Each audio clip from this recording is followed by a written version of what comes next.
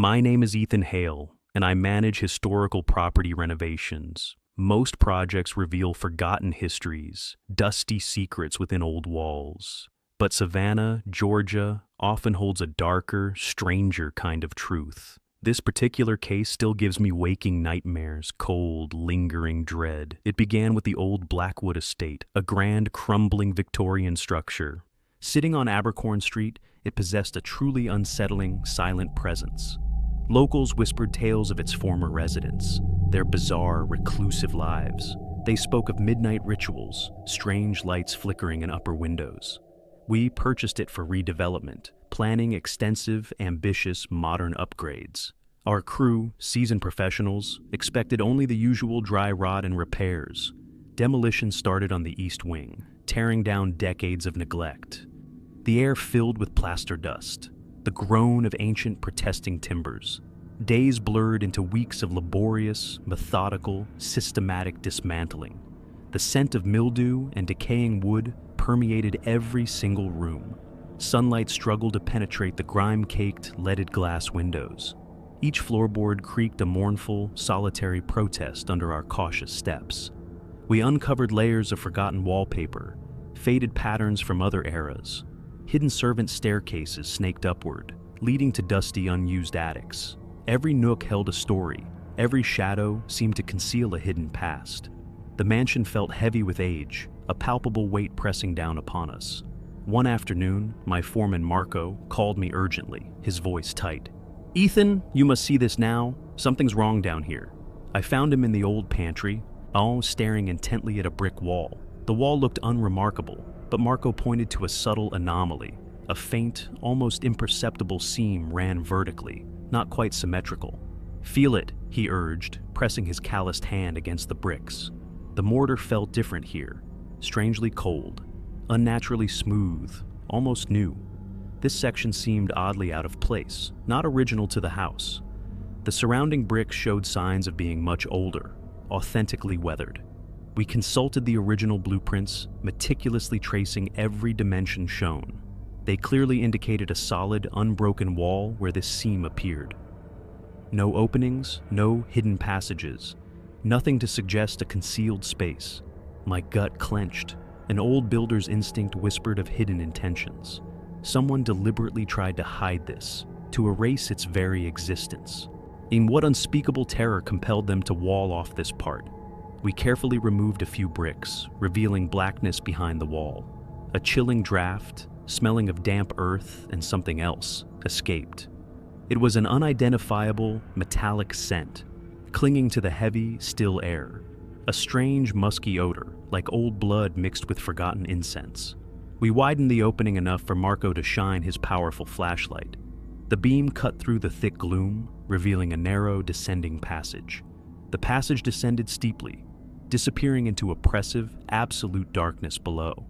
This was no ordinary storage nook, no simple forgotten pantry extension. The passage was roughly cut, unrefined, unlike the mansion's elegant architecture. It descended further than any typical cellar, into something deep beneath. A makeshift wooden door, and crudely fashioned, blocked the way further down. It looked aged, yet also strangely resilient, secured by thick, rusted bolts. The wood appeared stained, dark, almost petrified by unseen processes. "Nobody knew about this," Marco muttered, his voice barely a whisper. My own heart pounded against my ribs. The air felt suddenly thin. A prickle of unease started spreading, crawling slowly up my spine. We returned with a pry bar, a sledgehammer, powerful work light. The heavy wooden door resisted, groaning loud protests against our force. Splinters flew as we assaulted the ancient barrier, our muscles straining. With a final, desperate shove, it gave way, revealing profound darkness. The sound echoed eerily, swallowed by the suffocating deep silence within. Our work light illuminated a small, airless chamber beneath the old pantry, and the room was oddly shaped, not square, almost hexagonal, claustrophobic and grim. Its walls were roughly plastered, covered in peeling, moisture-damaged surfaces. Dust motes danced wildly in the light, disturbed by our sudden intrusion. The air tasted ancient, heavy with a pervasive, acrid chemical smell. A palpable coldness emanated from the very heart of the confined space. Cobwebs, thick and matted, hung from the low, plaster-cracked ceiling. Our boots crunched on something beneath the thick layer of accumulated grime. I knelt, wiping away the dust, revealing peculiar, carved symbols on the floor. They were angular, intricate, unfamiliar, glowing faintly under the bright light. These symbols were precisely etched into the aged concrete, disturbing in nature. They seemed to pulsate slightly, an unnerving optical illusion in the gloom. And the glyphs radiated an aura of ancient malevolence, an unholy power. Marco gasped, pointing to the room's center, a low stone pedestal. The pedestal was roughly hewn, dark, stained with unidentifiable ancient residue. Upon the pedestal rested an open book, its pages yellowed and brittle. The cover was made of dark rough leather, adorned with unknown metal symbols. Its pages were filled with strange script, intricate diagrams, unsettling illustrations. The script seemed to writhe on the page, impossible to properly decipher.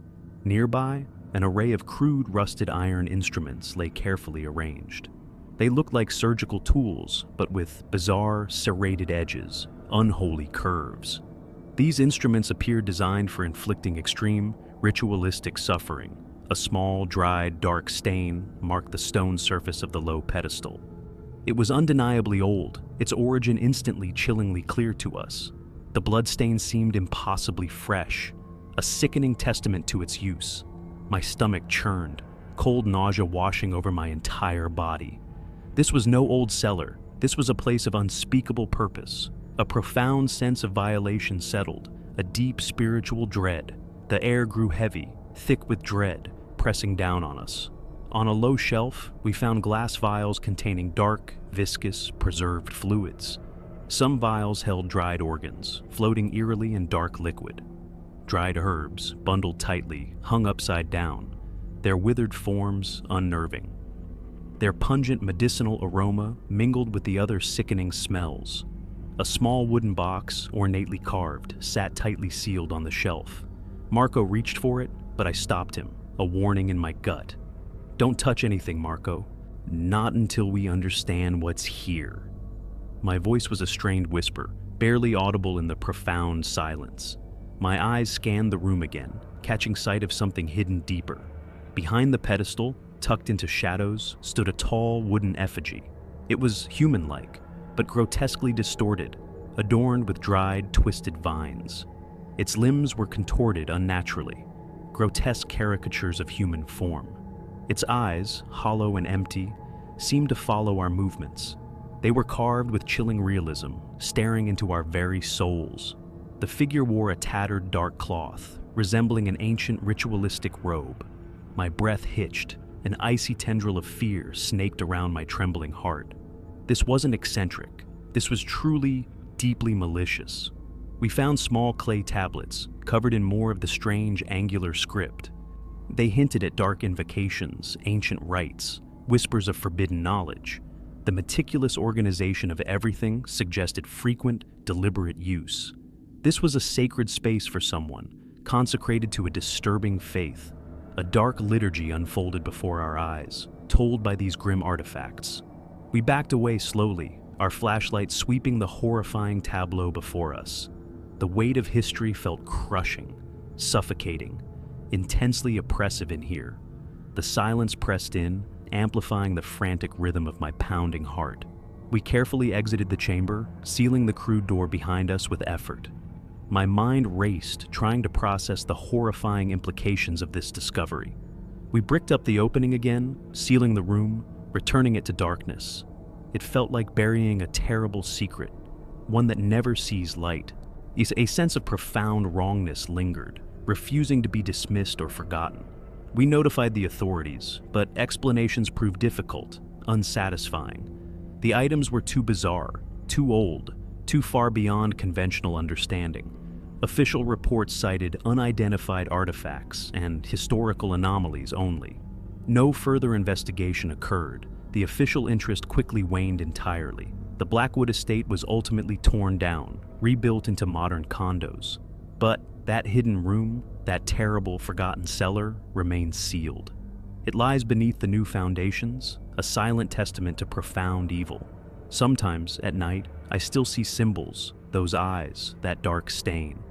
The memory is a relentless shadow, clinging to my thoughts. I often wonder what strange entity was invoked there, what dark power. The forgotten cellar sleeps, but its dark secrets still haunt my soul. Savannah keeps its secrets, burying them deep beneath its charming facade. And some secrets, once found, forever change the discoverer. I am changed. I am haunted. This secret will never be forgotten.